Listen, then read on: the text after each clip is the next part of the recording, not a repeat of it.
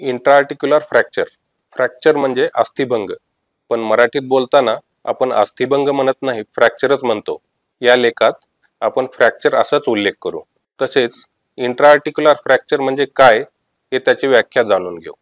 नमस्कार, मी डॉक्टर शशिकांत कुकाले, त्रिमूर्ती हॉस्पिटल लातूर येथे consultant joint replacement, arthroscopy आणि ऑर्थोपेडिक सर्जन आहे. 15 वर्षापासून अधिक अनुभवासह मी सांध्यावरील शस्त्रक्रिया, सांध्याभोवतीच्या जटिल फ्रॅक्चरवरती शस्त्रक्रिया करण्यामध्ये विशेषज्ञ आहे. रुग्णांना पूर्ण पुनर्प्राप्ती कशी व्हावी यावरती माझा जास्त भर असतो. ज्या फ्रॅक्चरची तडी रेषा थेट सांध्याच्या पृष्ठभागात शिरते आणि सांध्याच्या आतील भागाला स्पर्श करते त्याला इंट्राआर्टिक्युलर फ्रॅक्चर असे म्हणतात.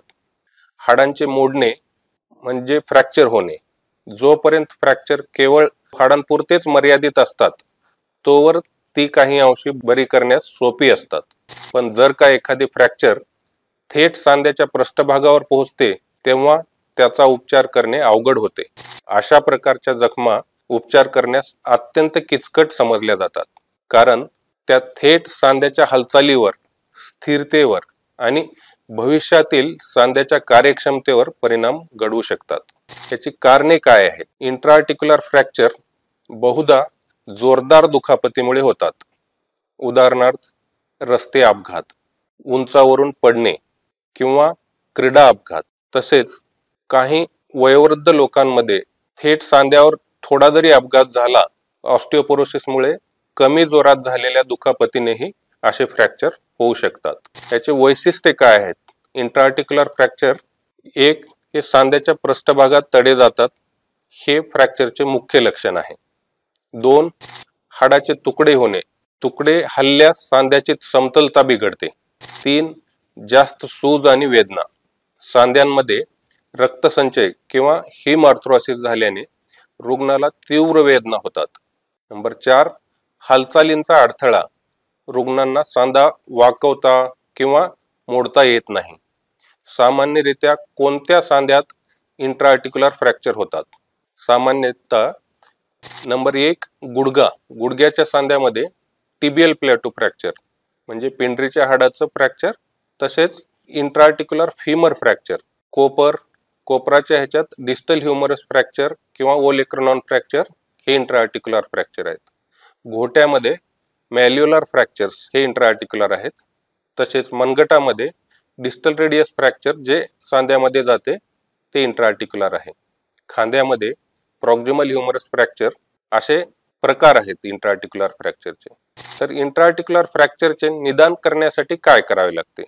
ह्याचे अचूक निदान करणे फार आवश्यक असते. त्यामध्ये नंबर 1, क्लिनिकल तपासणी, सूज, वेदना, हालचालीतील मर्यादा या तपासल्या जातात. एक्स-रे, त्यामध्ये विशेषतः एपी आणि लॅटरल व्ह्यू.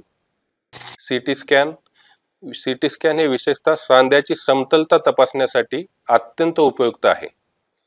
MRI, जर स्नायू, लिगामेंट्स किंवा कार्टिलेजची इजा संशयित असतील तर MRI आपण करून त्यामध्ये त्याचे निदान करतो. आता उपचाराचे मुख्य उद्दिष्टे काय आहे? मुख्य उद्दिष्टे म्हणजे सांध्याची मूळ समतलता, समतल रचना परत मिळवणे व वेदना कमी करणे आणि भविष्यातील झीज किंवा ऑस्टिओआर्थरायटिस टाळणे. नंबर 1, ऑपरेशन न करता उपचार, कॉन्झर्वेटिव्ह मॅनेजमेंट. जर फ्रॅक्चर हलले नसेल त्याला आपण अनडिस्प्लेस्ड फ्रॅक्चर म्हणतो. अशा फ्रॅक्चरला आपण प्लास्टर किंवा स्प्लिंट लावून सांध्याला स्थिर ठेवतो व हळूहळू भंगलेली हाडे एकमेकाशी जोडली जातात. काही आठवड्यात हळूहळू हालचाली सुरू करता येतात. नंबर 2, सर्जिकल मॅनेजमेंट किंवा शस्त्रक्रिया.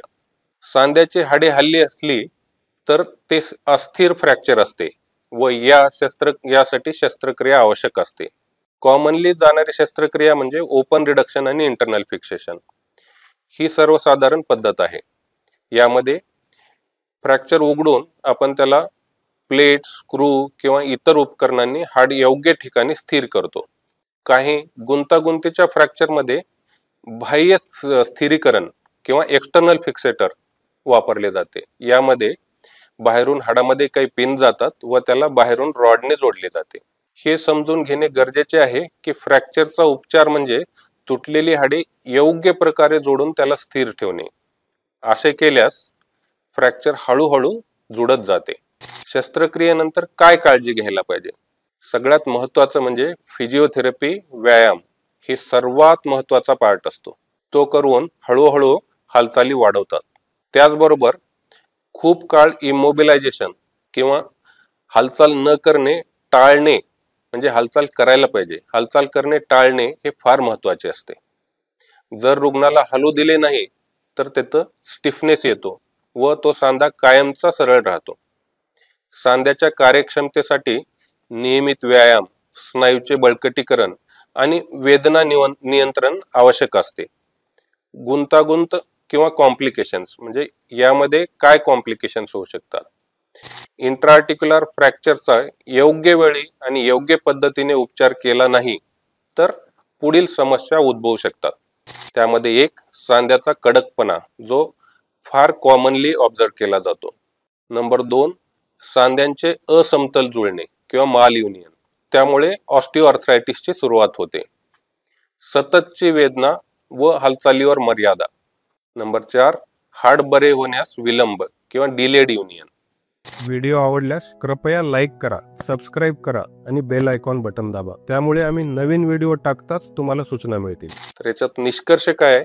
इंट्राआर्टिक्युलर फ्रॅक्चर हे सर्वसाधारण फ्रॅक्चरपेक्षा अधिक जटिल आणि गंभीर असतात, कारण ते थेट सांध्याच्या आरोग्यावर परिणाम करतात. वेळेवर निदान, अचूक शस्त्रक्रिया व योग्य पुनर्वसन हा उपचाराचा पाया आहे.